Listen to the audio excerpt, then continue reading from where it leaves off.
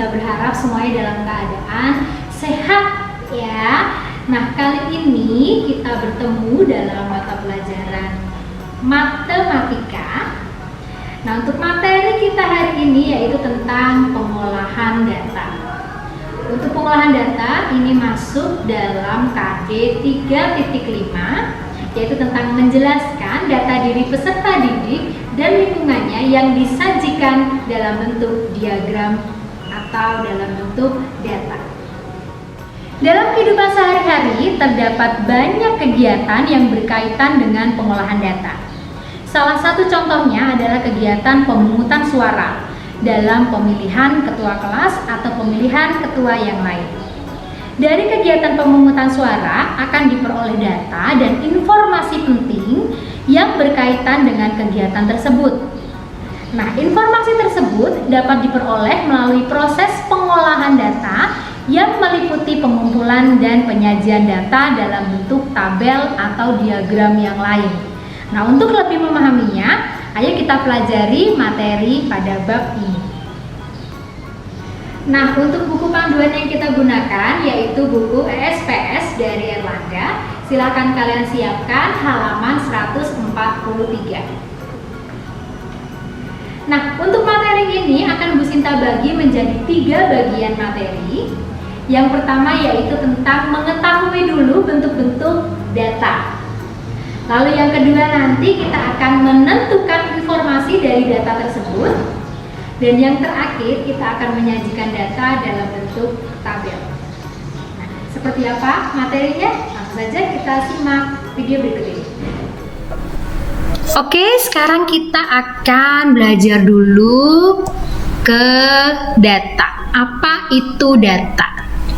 Data merupakan catatan informasi yang diperoleh berdasarkan fakta.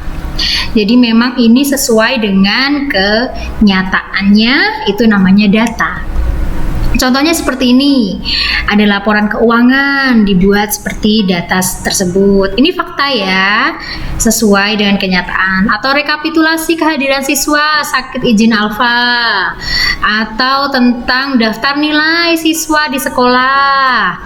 Bisa juga bentuknya seperti yang gambar keempat ini. Atau mungkin juga bentuknya turus seperti ini. Nah, ini semua data. Bentuknya bermacam-macam ya. Ini semua data. Catatan informasi yang diperoleh berdasarkan fakta. Nah, sekarang kita ke materi yang pertama yaitu tentang bentuk-bentuk data. Jadi yang tadi sudah Bu Sinta berikan contoh itu termasuk bentuk data yang mana? Seperti itu. Yang pertama itu namanya tabel. Tabel itu ya berarti kita menggunakan kotak ya, bentuknya kotak, lalu ada judulnya di atasnya, lalu datanya di bawahnya.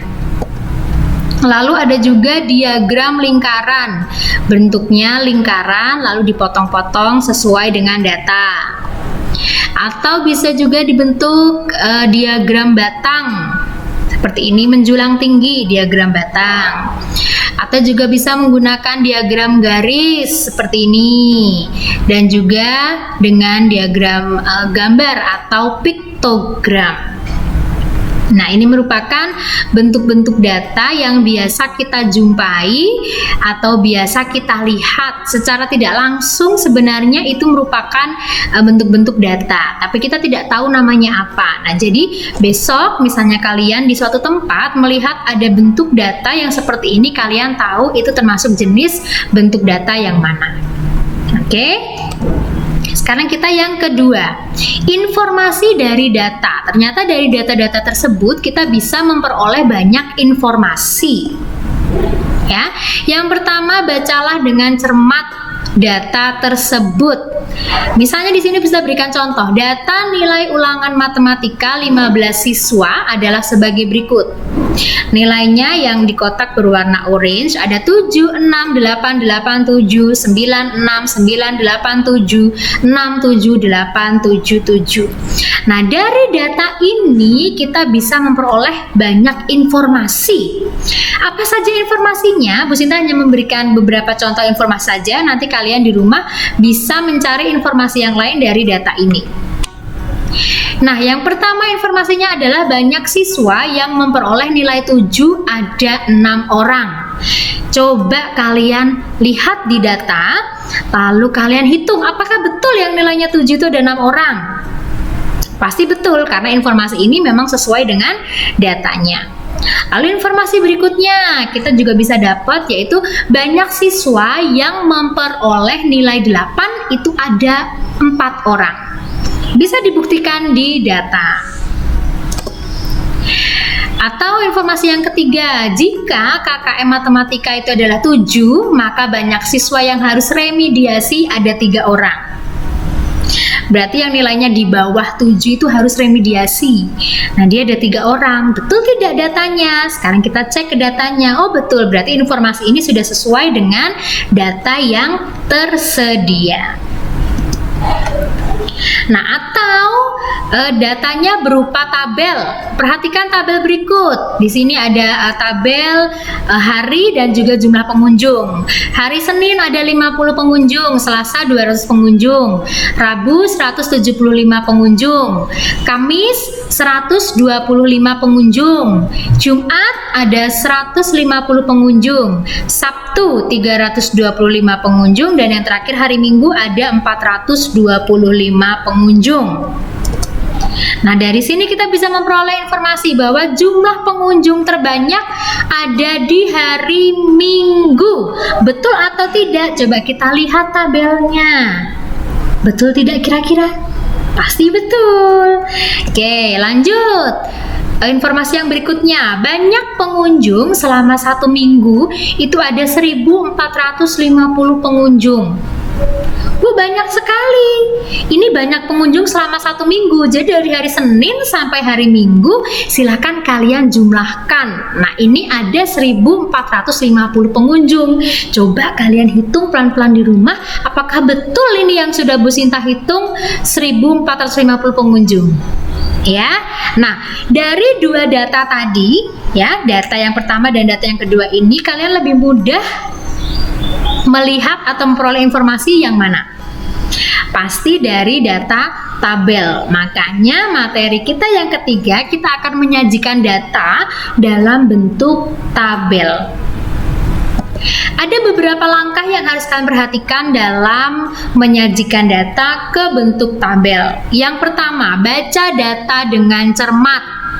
Data apakah itu? Lalu kalian olah data. Setelah kalian sudah baca dengan cermat, kalian olah datanya. Bagaimana cara mengolah datanya, Bu Sinta? Yaitu dengan kalian perhatikan baik-baik datanya, angkanya, atau informasi-informasinya. Nah, itu kalian olah nanti. Setelah itu kalian buat tabelnya.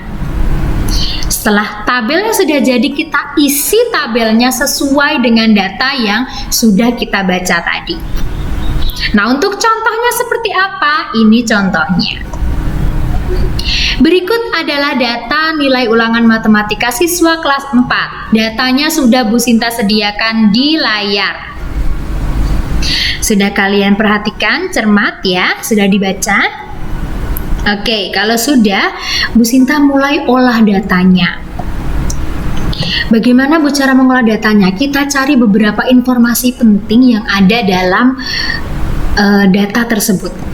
Yang pertama, nilai terendahnya adalah 50. Apakah betul? Coba kalian cek, kalian perhatikan. Ya, betul sekali bahwa nilai terendahnya ada di 50. Setelah itu, informasi berikutnya yaitu nilai tertingginya adalah 100. Apakah ada yang nilainya di atas 100? Nilai maksimal itu pasti 100 ya. Nah, itu dia. Lalu kita bisa olah lagi. Oh, ternyata nilai itu range-nya atau jaraknya itu dari 50 sampai 100. Jadi ada 50, 60, 70, 80, 90, 100. Kalau sudah, kita buat tabelnya. Oke, kita buat tabelnya. Atas sendiri itu nanti untuk judul, lalu bawahnya nanti untuk datanya. Oke, judulnya apa Bu Sinta berarti? Judulnya adalah tabel nilai ulangan. Setelah itu kita beri lagi bawahnya judulnya. Kolom yang pertama itu adalah kolom nilai dan kolom yang kedua itu adalah kolom banyak siswanya. Kalau sudah, kita tulis dulu range atau nilainya dari 50 sampai 100. Kita tulis dulu, kita data dulu. Setelah itu kita hitung 50 ada berapa siswa, kalian cek di datanya. 60 ada berapa siswa, 70 juga ada berapa siswa, 80, 90, 100 masing-masing ada berapa siswa, kalian cek di data lalu kalian tuliskan dalam tabel. Nah, maka tabel nilai ulangan matematika siswa kelas 4 sudah jadi. Coba kalian perhatikan, dari data yang pertama lalu kita ubah ke bentuk tabel, lebih mudah kita membaca yang mana?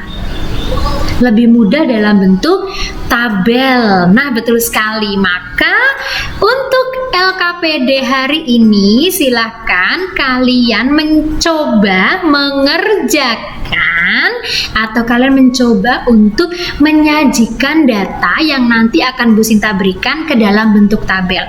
Silahkan kalian siapkan pensil, penggaris, ataupun boleh pakai pulpen untuk menyimak data dan mengubah ke dalam bentuk tabel.